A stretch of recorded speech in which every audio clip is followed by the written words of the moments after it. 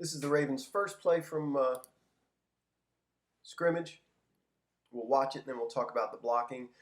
I've been curious, just wondering how it is that Nick Boyle and Pat Ricard might coexist.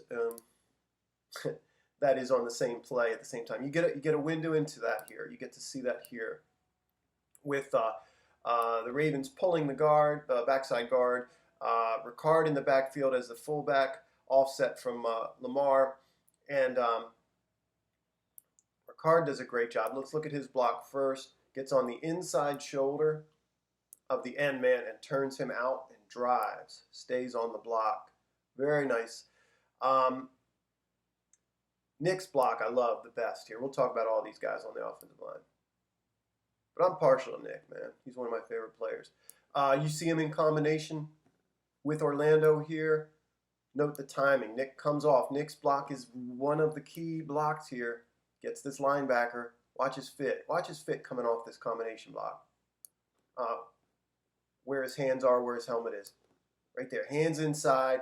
Helmet just under the chin.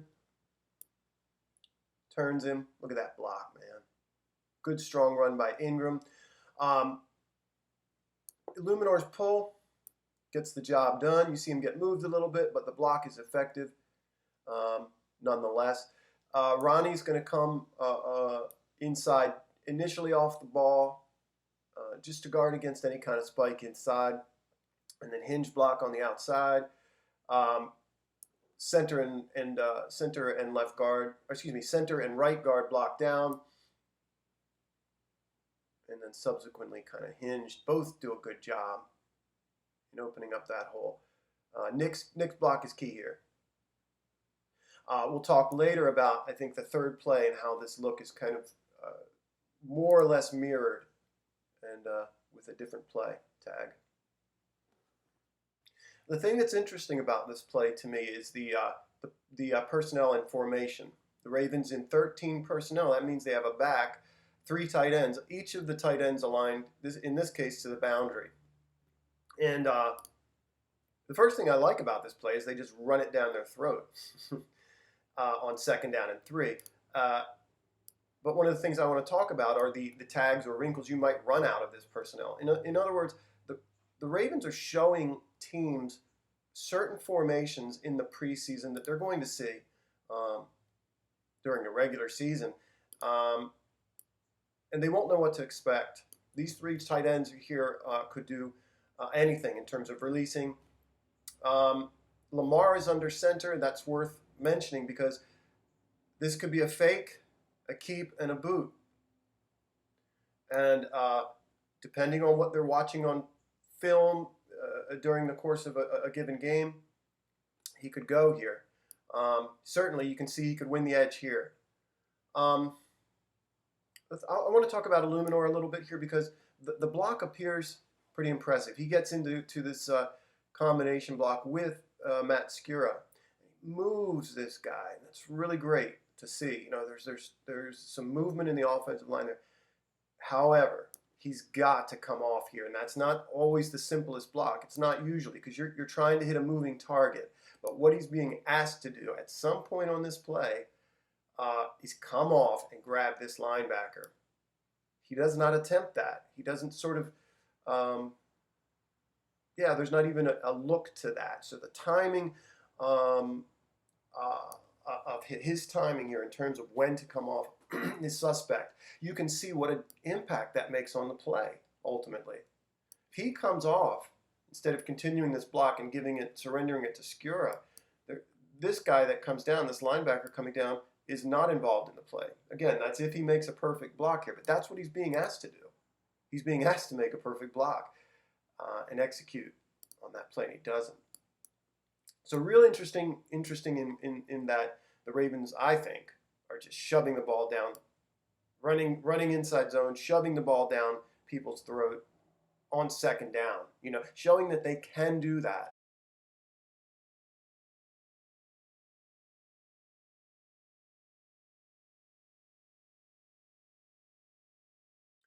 The key thing here is the formation and how just 2 plays earlier, the Green Bay Packers saw something quite similar. and then we'll note how they react and how it is they're reading keys and perhaps how they overreact.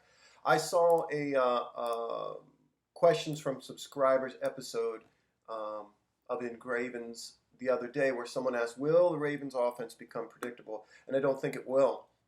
There are so many, that's what I'm trying to illustrate in this play. There are so many similar looks that the Ravens will run different tags and wrinkles off of. This is a prime example here. You see Snead in motion. One receiver does take the place of Ricard in terms of personnel, but it's a very, very similar looking play. And what the linebackers are doing is keying this guard. As soon as Illuminor pulls here, you see them shoot downhill and fill, and they're done. Right there, they're done. And the release and the fake to Ingram here holds the end just long enough for Illuminor, when he does the pull, to get outside and be certain of pass protection. You see the pocket here holding up. Again, what you see is the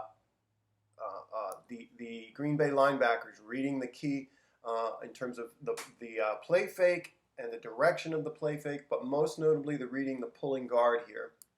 And they're overreading or overreacting, and they're getting suckered in. The timing and the throw are really, really great here between Lamar and Chris. Chris beats inside. He's being played outside here. He beats Jair Alexander, pretty good corner. And again, just beautiful, beautiful throw. And it's really the play formation and then the motions after the fact that make this happen, along with the read, the win inside, the beautiful throw. I do want to point out that Nick Boyle is wide open here. Now, we'll look at a backside angle of this to see what's in front of him. Both of these linebackers coming downhill is an indicator to the quarterback that Boyle's going to have a free release. Now, he's going to have to wait, and I think there's an argument to be made for hitting the guy that's open first, earliest. So this is a perfect world type kind of thing here, but he's got Nick with a lot of room in front of him should he have waited just a little longer. This is the back view of the play we just talked about. Just showing you Nick coming off the line of scrimmage. Both the linebackers really, really get sucked in by the play fake, and most notably, most importantly, they get sucked in by this key. They're reading that pulling guard as a key here. Yeah, it's clear to me that he sees Chris coming open. He's doing, that is Lamar, doing a good job of reading these linebackers. So what I'm talking about in terms of him waiting a little longer and reading Nick is a perfect world scenario. And but you can't blame him here. The timing between the throw and Chris coming out of his break is really, really, really nice.